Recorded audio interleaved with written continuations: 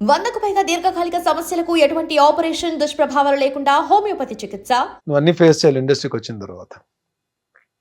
Maybe నేను కొన్ని రోజులు అప్పుడెంతండి రెమ్యునరేషన్స్, నా స్టార్టింగ్ రెమ్యునరేషన్ 1500 1250 అండి నా ఫస్ట్ సీరియల్కి.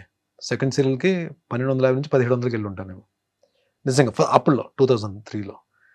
తర్వాత చిలాసో స్రవంతి తర్వాత నేను అడిగిన రెమ్యునరేషన్ ఇచ్చారు తప్ప, అప్పటి వరకు చిలాసో స్రవంతి తర్వాత నేను అడిగిన రెమ్యునరేషన్ ఇవ్వడం స్టార్ట్ చేశారు. అంతవరకు వాళ్ళు ఏ రెమ్యునరేషన్ అడిగితే రెమ్యునరేషన్ మాత్రం నేను ఎప్పుడు డిమాండ్ చేయలేదండి.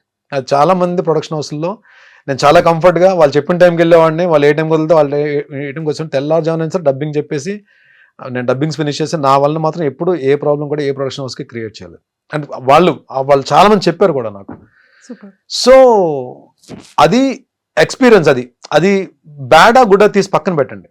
మనం అక్కడికి వెళ్ళిన తర్వాత we have to face it. So ఏదైనా సరే అంతే. మనం ఒకసారి తెలియకుండా ఒక దాంట్లోకి వెళ్తాం. మనం అక్కడికి వెళ్ళిన తర్వాత పశ్చాత్తాపడడం కన్నా you face it, you experience it, you enjoy it. అది అలాగే 2-3 జరిగిన ఇన్సిడెంట్స్ ఉన్నాయి. బట్ స్టిల్ దాని తర్వాత నాకు దాసరి గారి కాంపౌండ్లోకి వెళ్ళడం, తూర్పు పడమర సీరియల్లో చూసి ఇంకా ఆయన ఇమీడియట్గా మేస్త్రి సినిమా అప్పుడు చేస్తున్నారు. ఆయన ప్రొడక్షన్ హౌస్, సురేష్ కృష్ణ గారు డైరెక్షన్, భాషా డైరెక్టర్, రజనీకాంత్ గారు భాష చేసిన డైరెక్టర్ ఆయన. తూర్పు పడమరలో నా ఇది చూసి ఆయన మేస్త్రిలో విలన్గా తీసుకున్నారు. అలాగా దాసరి గారి కాంపౌండ్లోకి ఎంట్రీ జరిగింది.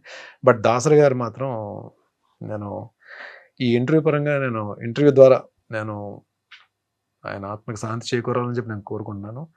బట్ ఎంతమందిని డైరెక్టర్స్ని ఇచ్చారు, ఎంతమంది ఆర్టిస్టులు ఇచ్చారు, లెజెండ్స్ని ఇచ్చారు ఆయన కాంపౌండ్ నుంచి వచ్చిన వాళ్ళు. అలాంటి వ్యక్తి భరణి టీవీలో చూసి భరణిని తీసుకెళ్ళి ఆయన మూవీస్లో ఆయన ఉన్నప్పుడు నేను ఎంటర్ అయిన తర్వాత ఆయన చేసిన 4 సీరియల్స్లో మెయిన్ క్యారెక్టర్స్ ఇచ్చారండి. ఆయన ప్రొడక్షన్ హౌస్ నుంచి వచ్చిన 3 సినిమాల్లో కూడా క్యారెక్టర్స్ ఇచ్చారు. పరమవీర్ చక్ర క్యారెక్టర్ ఇచ్చారు, యంగ్ ఇండియా క్యారెక్టర్ ఇచ్చారు, మేస్త్రి మెయిన్ విలన్ ఇచ్చారు. Super sir. అంటే నిజంగా దానికి కావాల్సినటువంటి లక్షణాలన్నీ ఉంటే ఒక ఆర్టిస్ట్ని ఎంత మంచి క్యారెక్టర్ అయినా అతను ఇవ్వడానికి రెడీ. ట్రూ. సూపర్. అండ్ మేస్త్రి ఫస్ట్ ఫిలింలో మంచి మెయిన్ విలన్ క్యారెక్టర్. సార్ ఎలా అనిపించింది ఆ స్క్రీన్ షేరింగ్ కానీ హీరోతో? సూపర్ అండి, ఫెంటాస్టిక్. నాకు ఆ సినిమా ద్వారా పరిచయం అయిన ఇంకొక అద్భుతమైన ఆర్టిస్ట్, అద్భుతమైన వ్యక్తి శ్రీహరి గారితో 3 days అండి ఒక భీకరమైన యాక్షన్ ఎపిసోడ్ ఉంటుంది. అంటే ఎలా ఉందంటే దెబ్బ తగిలిందా, పడ్డానా, ఏం చేసానో తీసి పక్కన పెడితే ఇక్కడ ఇంతకు మించి మనం ప్రూవ్ చేసుకోవడానికి ఒక ప్లాట్ఫామ్ మనకు దొరకదు అని ఆలోచన తప్ప వేరేదేం లేదు. అందులో మీకు చాలా తక్కువ మంది ఆర్టిస్టులు ఈ యాక్షన్ దీంట్లో పర్ఫెక్ట్ టైమింగ్తో ఉంటారు. అంటే పంచ్ పడిపోద్ది మన మీద అన్నట్టు ఉంటుంది తప్ప ఇక్కడికి వచ్చి అవుతుందండి పంచ్ నిజంగా తగిలినట్టు ఉంటుంది. మనకి మూవీస్లో చూస్తే దానికి స్పెషల్ ఎఫెక్ట్స్ వేయకపోయినా సరే పంచ్ మనకు పడిపోయినట్టు ఉంటుంది. అలా ఉంటుంది శ్రీహరి గారి టైమింగ్. మెగాస్టార్ చిరంజీవి గారు ఒకరు, శ్రీహరి గారు ఒకరు, కొంతమంది చాలా తక్కువ మంది హీరోస్ అండి ఆర్టిస్ట్లో. మనకి ఆర్ఆర్ లేకపోయినా, స్పెషల్ ఎఫెక్ట్స్ లేకపోయినా, నార్మల్గా ఏమీ లేకుండా చూసిన సరే పంచ్ తగిలేసినట్టు ఉంటుంది. అంటే అంత టైమింగ్లో ఉంటుంది అలా యాక్షన్ ఇది. ఆ యాక్షన్ సీక్వెన్స్లో శ్రీహరి గారు ఒక మాట చెప్పారు, చాలా మంచి ఫైట్ జరుగుతుంది, వెళ్ళి పడిపోతే కట్ అని చెప్పి వచ్చేసారు నా దగ్గర శ్రీహరి గారు. నా తెలంగాణ యాస ఉంటుంది కదా, తమ్ముడు అని చెప్పి తమ్ముడు అని మాట్లాడి, ఇది మీ కెరీర్, ఇప్పుడే మీరు స్టార్ట్ చేస్తున్నారు కెరీర్. సో ఎలా ఉంటుందంటే మీ దీంట్లో మీలాంటిది అంటే మీ కెరీర్ స్టార్టింగ్లో ఎవరికైనా సరే ఆలోచన ఎలా ఉంటుందంటే మనం ప్రూవ్ చేసేసుకోవాలని ఉంటుంది. ఈ ఆలోచన, ఈ తపన ఉంది దీంట్లో. మీరు సరౌండింగ్స్ చూసుకోరు. ఇప్పుడు చూడు, నేను వచ్చి ఆయన ఏంటంటే ఇక్కడ పడ్డావు కాబట్టి సరిపోయింది, ఇక్కడ పడితే చూడని చూపిస్తే అక్కడ ఏముందంటే 2 మేకులు ఉన్నాయన్నమాట. అంటే వెళ్ళి పడితే హెడ్ తగిలిందంటే అయిపోయింది, నీ కెరీర్ అయిపోయింది. ఇక్కడతో నీ కెరీర్ అయిపోతుంది భరణి.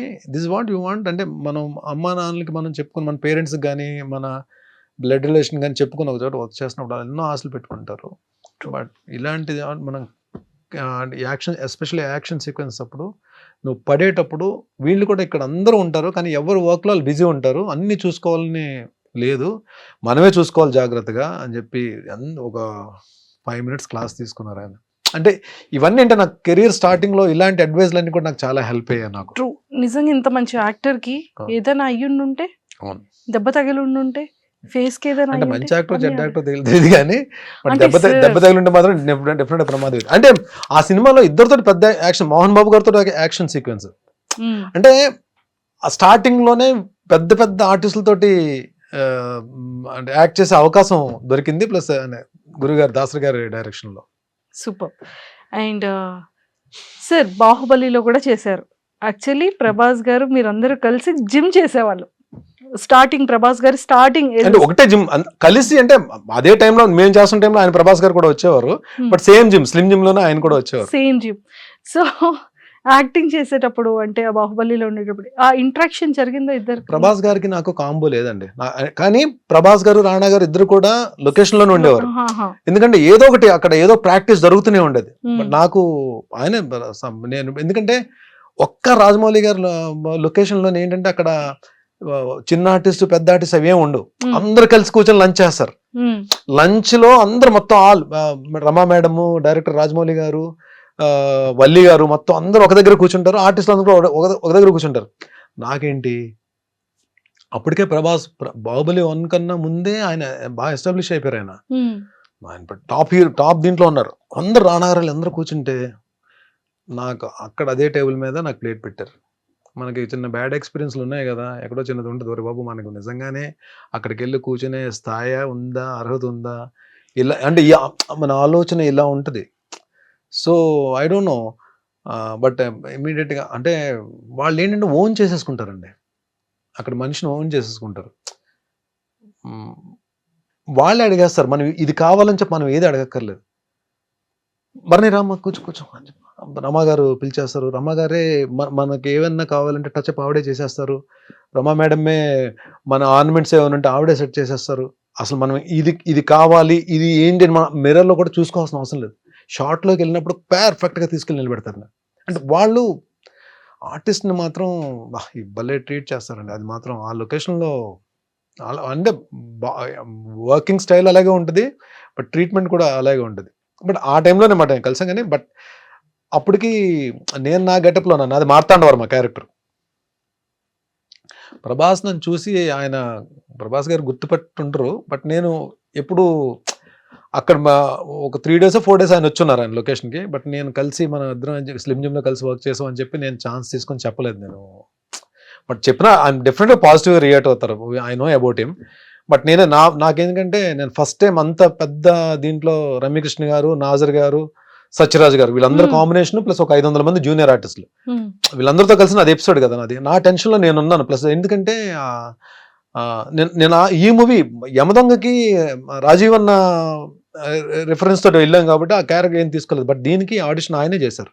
ఆయన ఆఫీస్కి పిలిచి ఆయన హోమ్ థియేటర్లో కూర్చొని మొత్తం డోర్స్ అని వేసేసి ఆడిషన్ తీసుకున్నారు రాజమౌళి గారు ఆ క్యారెక్టర్. తెలుగు తమిళ 2 డైలాగ్స్ చెప్పాలన్నమాట. అంటే సేమ్ డైలాగ్స్, తెలుగు వెర్షన్ ఒక షాట్, తమిళ వెర్షన్ ఒక షాట్. ఆ టెన్షన్ తమిళ డైలాగులు కూడా ఉన్నాయని చెప్పి ఆ దీంట్లో ఉండేవాడిని కాబట్టి ఎవరిని పెద్ద పలకరించి నా పనిలో నేను ఉండేవాడిని అనమాట. But it was a great experience working with Rajamouli sir. కలాం తల్లి. నెక్స్ట్ ఫిలిమ్స్ లో రాజమౌళి సార్ నెక్స్ట్ అంత మనం రాజమౌళి గారి సినిమాలో 2 సినిమాలు చేసాం కానీ మన కాల్ వచ్చేస్తుంది అనుకుంటే అది పొరపాటు అండి. అది ఎవరో లక్ ఎవరు మావాడు వచ్చాడు కదా, పేరే ఛత్రపతి శేఖర్ అని పెట్టారు. అంటే రాజమౌళి గారి మూవీస్ లో మ్యాక్సిమం ఉంటాడు. శేఖర్ కి లక్ ఉంటది కానీ అందరు ఆర్టిస్టులకి అలా రాదు, అంటే రిపీట్ చేయడానికి రాదు. But one thing I'm sure about that, ఈ క్యారెక్టర్ కి భరణి పనికొస్తాడు అంటే అది ఒక సీన్ క్యారెక్టర్, ఒక షాట్ క్యారెక్టర్, భరణి పనికొస్తాడు అని చెప్పి ఆయన కనిపిస్తే మాత్రం ఎక్కడున్నా పట్టుకెళ్తారు. సార్ నిజంగా డైరెక్టర్స్ మైండ్ లో అంతమంది యాక్టర్స్ ఎలా ఉంటారు సార్ ఆ మైండ్ లో? అంతే, అది మనం అంతే, అదొక few people are like walking encyclopedia అంతే.